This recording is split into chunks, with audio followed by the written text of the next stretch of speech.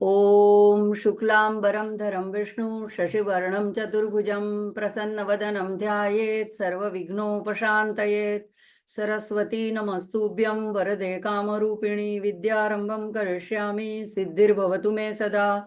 गुरुर्ब्रह्मा गुरुर्विष्णु गुरुर्देवो महेश्वरा गुरुर्साक्षात् परब्रह्म तस्मै श्री गुरवे नमः। जय हटकेश, जय गणेश बधाने। આ ગણેશ જેની આપણે ચર્ચા કરી રહ્યા છે, સર્વ વિદ્યાનો દાતા, સુખ કરતા, દુઃખ હરતા, વિઘ્ન વિનાશક, જેને અહીંયા મહારાષ્ટ્રમાં બહુ પ્રેમથી મોર્યા નામે બોલાવવામાં આવે છે, એ ઓમનું પ્રતીક છે અને એમાં સ્વસ્તિક પણ સમાયેલો છે. તો આ બંને પણ ગણેશજીને જ દર્શાવવા માટે વપરાય છે. અહીંયા ઓમ કે એટલે ઓમકાર સ્વરૂપ એ ગણેશનું જ રૂપ ગણવામાં આવે છે અને સ્વસ્તિક એક માંગલ્યનું પ્રતીક છે અને આ દેવ મંગલ મૂર્તિ છે, મંગલકારી છે. તો આવા જે ગણેશનું સ્વરૂપ છે એ આપણા મનમાં, ચિત્તમાં ધારણ કરવા માટે, એને સમજવા માટેનું અમોઘ જે સાધન છે એ છે આ ગણેશ ઉપનિષદ, જેને આપણે સામાન્ય રીતે પરિચયમાં ગણપતિ અથર્વ શીર્ષ કહીએ છીએ. તો લોકમાન્ય ટિળકે બધાને એકત્રિત કરવામાં આ ઉત્સવ શરૂ કર્યો ભાદરવા સુદ ચોથથી. પણ એવું નથી જરૂરી કે આ એક જ ચતુર્થી એમના જન્મદિન તરીકે મનાવાય છે. અહીંયા મહારાષ્ટ્રમાં માઘ મહિનામાં માઘી સોળા કરીને માઘ મહિનાની શુદ્ધ પક્ષની ચતુર્થીને જન્મદિન તરીકે મનાવવામાં આવે છે. આપણે ગુજરાતમાં વૈશાખ મહિનાની શુદ્ધ ચતુર્થીને એવી રીતે ઘણી જગ્યાએ જુદી જુદી જગ્યાએ મનાવવામાં આવે છે. તો જુદા જુદા અવતારોમાં એમના જુદા જુદા નામે, કોઈ વાર એક દંત રૂપે, કોઈ વાર વિનાયક રૂપે, કોઈ વાર ધૂમ્રવર્ણ રૂપે એમના અવતારો થયેલા છે અને જુદી જુદી જગ્યાએ જુદી જુદી રીતે એને ઉત્સવ મનાવવામાં આવે છે. અહીંયા મહારાષ્ટ્રમાં કાલથી ગણેશ ચતુર્થીનો ઉત્સવ શરૂ થાય છે. તો આ જે આપણે કાલે શાંતિ મંત્ર સુધી જોયું, એમાં શાંતિ મંત્ર આ આપણે અથર્વવેદ માનો જોયો અને એવો જ સેમ ભાવનો એક ઋગ્વેદમાં પણ મંત્ર આવે છે. એનો આપણે એક અંશ જોશું. તો ઋગ્વેદનો મંત્ર, આખો મંત્ર તો વધારે છે, પણ એમાં આ એક પહેલું ચરણ, પહેલો એક 1/4 ભાગ જે છે એ કહે છે પહેલા મંડળના 89મા ખંડમાં પહેલો મંત્ર. તો આ નો ભદ્રાહા ક્રતવો યંતુ વિશ્વતઃ. તો આ બહુ ફેમસ વાક્ય છે વેદોમાં અને ઋષિઓ આને વારંવાર ઉચ્ચાર કરતા હોય છે, યાજ્ઞિકો ઉચ્ચાર કરતા હોય છે. તો એનો અર્થ આપણે જોશું. જે આપણે ભદ્રમ કર્ણેભિ શૃણુયામ એ જે અર્થ જોયો એના સંદર્ભમાં જ હશે. તો અહીંયા કહે છે કે નો એટલે નહનું અહીંયા નો થઈ ગયું છે. નહ એટલે હંમેશા બહુવચન, અમારા બધા માટે, હમારે લીએ એટલે અમારા બધા માટે. ભદ્રાહા, ભદ્રા એટલે કલ્યાણકારી, શુભ. અને ક્રતવો, આ શુભ આગળનું અહીંયા આવી ગયું છે, પણ ક્રતવો એ શબ્દ છે. તો ક્રતવો એટલે વિચાર. તો વિચાર કે સંકલ્પ કે નિશ્ચય કે આશય, એને બધાને ક્રતવોમાં ગણવામાં આવે છે. અને વિશ્વતઃ, વિશ્વતઃ એટલે સર્વ દિશાઓમાંથી અને સર્વત્ર. તો બધી બાજુથી એવા કલ્યાણકારી શુભ સંકલ્પો, એવા શુભ નિશ્ચય, શુભ આશયો.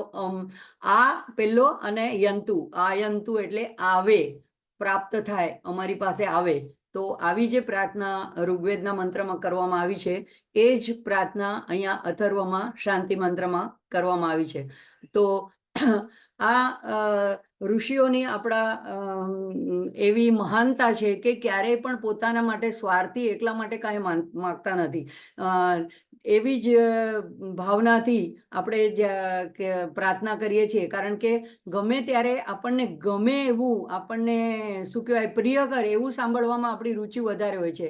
એને આપણા વખાણ સાંભળવા આપણને ગમે, પણ એ જરૂરી નથી કે આપણને જે કાનને પ્રિય લાગે, આપણને ગમે, એ હંમેશા આપણો ફાયદો કરનારું, આપણું કલ્યાણ કરનારું હોય. પણ જે કોઈ વાર આપણા શિક્ષકો, કોઈ વાર આપણા મા બાપો, આપણને આચાર્ય, આપણા ગુરુ કઠોર શબ્દ પણ કહેતા હોય છે, આપણને દાંટ ફટકાર, આપણને વઢતા પણ હોય છે, કોઈ વાર શિક્ષા પણ કરતા હોય છે. તો એવા કઠોર શબ્દોની પાછળ પણ આપણું કલ્યાણ છુપાયેલું હોય છે. તો અહીંયા આપણા ચિત્તમાં ઉઠતા બધા વિચારો એવા શુભ રહે, કલ્યાણકારી રહે, એને માટે આપણે આવા વિચારોને બ્રહ્માંડમાંથી આહ્વાન કરીએ છીએ. અને એટલા માટે જ આપણે પહેલા સૂક્ત જોયું હતું, તન્મે મન શિવ સંકલ્પમસ્તુ. તો ઋષિઓ કહે છે કે મારું મન હંમેશા આવા કલ્યાણકારી શુભ વિચારોથી યુક્ત રહે. આવા પાયા ઉપર આપણી સંસ્કૃતિ ઊભી છે. અને આ ઋષિઓ એ હંમેશા એકમ સત વિપ્રાહા બહુધા વદંતી, એટલે કે સત્ય એક જ છે, પણ વિપ્રાહા એટલે જે એને જાણનારાઓ, દ્રષ્ટા, ઋષિઓ એને બહુધા એટલે બહુ રીતે, અનેક રીતે એને વ્યક્ત કરે છે, વદંતી વ્યક્ત કરે છે. તો આવું જે એક ચૈતન્ય છે, સતરૂપ છે, તો કોઈ એને શિવ કહે છે, કોઈ મા કહે છે, જગદંબા કહે છે, કોઈ વિષ્ણુ કહે છે, કોઈ દત્ત કહે છે, કોઈ હનુમાનજી કહે છે, અને કોઈ ગણેશ કહે છે. પણ જે ઋષિઓએ જે એમની રુચિ પ્રમાણે જે સ્વરૂપના દર્શન કર્યા, પણ સત્ય એક જ છે. એટલે એમણે જે રૂપ એમને મોહી ગયું, એમને આકર્ષી ગયું, એનું એમણે પરબ્રહ્મના રૂપમાં વર્ણન કર્યું છે. જો પરબ્રહ્મના રૂપમાં, પરમ સત્યના રૂપમાં વર્ણન કર્યું છે. તો આપણી સંસ્કૃતિ એટલી સબળ છે, એટલી આપણી સશક્ત છે કે કેટલાય પ્રભાવ આવ્યા, કેટલાય આપણા ઉપર આક્રમણો થયા, છતાં પણ એ હજી સુધી આટલા હજારો વર્ષથી ટકી રહી છે. તો આમાં એક સરસ નામ ભગવાનનું આવે છે, ગજમુખ. અને એમનો ચહેરો છે એ હાથીનો છે. એટલે ગજમુખ, ગજેન્દ્ર, ગજાનન, આ એના કોમન પરિચિત નામ છે. તો એ ગજનો પણ એક જગ્યાએ બહુ સરસ અર્થ આપ્યો હતો આચાર્યએ, કે ગજ, એને ગજ કોને કહેવાય છે? તો જે સામાન્ય રીતે જેને હાથીને માટેને જેને વપરાય છે. એટલે જે એનું ઉલટું કરીએ તો શું થાય છે? જગ. જગ, તો જગતને ઉદ્દેશીને, અથવા તો જગતમાં જે કાંઈ છે, તો જગતમાં જે બધું છે એ નાશવંત છે, અનિત્ય છે, પરિવર્તનશીલ છે, વિનાશી છે.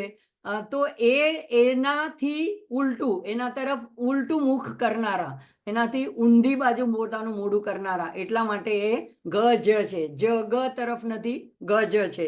એટલે આ બધા ગજાનનના ગજમુખનું રહસ્ય છે કે એ ત્રિગુણાતીત છે. જગત ત્રિગુણથી ત્રિગુણામય છે, અને ગજ છે એ એનાથી ઉલટું, એટલે ત્રિગુણાતીત છે. એટલે જગત અનિત્ય છે, જડ છે, જ્યારે ગજાનન છે એ ચૈતન્યમય અને અનંત અને નિત્ય અને શુદ્ધ છે.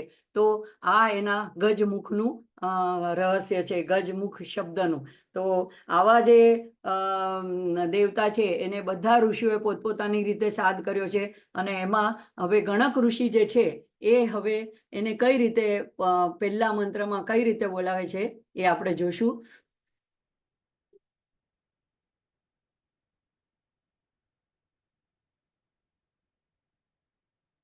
તો એને આ દરેક જણ એને જુદી જુદી રીતે અર્થઘટન કરે છે. મેં જેનું સાંભળ્યું એમણે એને આ પહેલા મંત્રને, એ દરેક મંત્રને એક ખંડ રૂપે ગણવામાં આવે છે, કારણ કે દરેકમાં એક નવો જ વિચાર, એક નવી જ વસ્તુ ગણપતિના સ્વરૂપ વિશેની વર્ણન કરવામાં આવી છે. તો પહેલો જે ખંડ છે, પહેલો જે મંત્ર છે, એમાં આધિદૈવત પ્રતિપાદક ખંડ. આધિદૈવત એટલે કે જે પરબ્રહ્મ સ્વરૂપ છે, જે ઓમકાર સ્વરૂપ છે, જે પરિપૂર્ણ પરબ્રહ્મ છે, એનું પ્રતિપાદન, જે ક્ષર અક્ષર અને એનાથી પણ પુરુષોત્તમ એવો જે તત્વ છે, એનું અહીંયા પ્રતિપાદન પહેલા ખંડમાં કરવામાં આવ્યું છે. તો અહીંયા સૌથી પહેલા ગણક ઋષિએ શું કીધું? ઓમ નમસ્તે ગણપતયે નમઃ. તે તમને હું નમન કરું છું, ગણપતિને. હવે ગણપતિ શબ્દનો પણ બહુ વિસ્તૃત અર્થ છે. ગણપતિ એક દરેક જાતના ગણ એટલે સમૂહ, એના અધિપતિ, એના સ્વામી. તો કયા કયા પ્રકારના ગણ છે? તો જે શરીરની અંદર આપણા અવયવો છે જુદા જુદા, એ બધા અવયવોના પણ એક એક દેવતાઓ છે. અને દરેક જે શિવે નિર્મિત કર્યું છે, સદાશિવના ઓલામાં જોયું હતું તો આપણે જે પણ ચર અચર જગત નિર્માણ થયું છે, એ સર્વભૂતોના ગણોના એ અધિપતિ છે. એટલે એમાં મનુષ્ય આવી ગયા, યક્ષ, કિન્નર, ગંધર્વ, રાક્ષસ, દૈત્ય, દેવતાઓ, પશુ પંખી, કીટ પતંગ, દરેકે દરેક જેટલા પણ તમે પ્રકાર વિચારી શકો એ બધાના જે ગણ સમૂહ હોય એ ગણોના એ અધિપતિ છે. અને એટલું જ નહીં, સ્થાવર જંગમ બધાના અધિપતિ છે. તો એમનું સ્વરૂપ જોવા માટે જે પેલા આપણે વાત કરી, તો એમના બે સ્વરૂપ છે, એના બે પ્રતિક રૂપે એમને દર્શાવવામાં આવે છે. તો એક પેલું છે ઓમકાર અને બીજું છે સ્વસ્તિક. આપણે જોઈએ છે કે કંઈ પણ શુભ શરૂઆત કરવાની હોય, ગ્રંથારંભ કરવાની હોય, તો ઓમથી અથવા તો સ્વસ્તિકથી શરૂઆત કરવામાં આવે છે. સ્વસ્તિક એક માંગલ્યનું પ્રતિક છે, ઓમકાર એક નમનનું પ્રતિક છે. તો પહેલા આપણે સ્વસ્તિક વિશે જોઈએ કે સ્વસ્તિકનો શું અર્થ છે. અને જે આપણે સ્વસ્તિ મંત્ર જોયો એ પણ સ્વસ્તિક મંત્ર પણ કહેવાય છે, અને એ ગણેશજીને જ દર્શાવે છે. આપણે કાલે જોયું કે 4 જે એના વિભાગ છે, ઇન્દ્ર, પૂષા, તારક્ષ્ય અને બૃહસ્પતિ, એ 4 જે તત્વ છે એ 4 તત્વની પછીનું જે 5મું તત્વ ગણેશ તત્વ છે પંચદેવોમાંનું, તો એ સ્વસ્તિક એની અંદર જ 5મું તત્વ ગણેશનું સમાઈ જાય છે. તો સ્વસ્તિકનો શું અર્થ છે? સુ એટલે શુભ, એટલે કે સારું, કલ્યાણકારી. અસ્તિ એટલે કે હોવું, શુભ હોવું.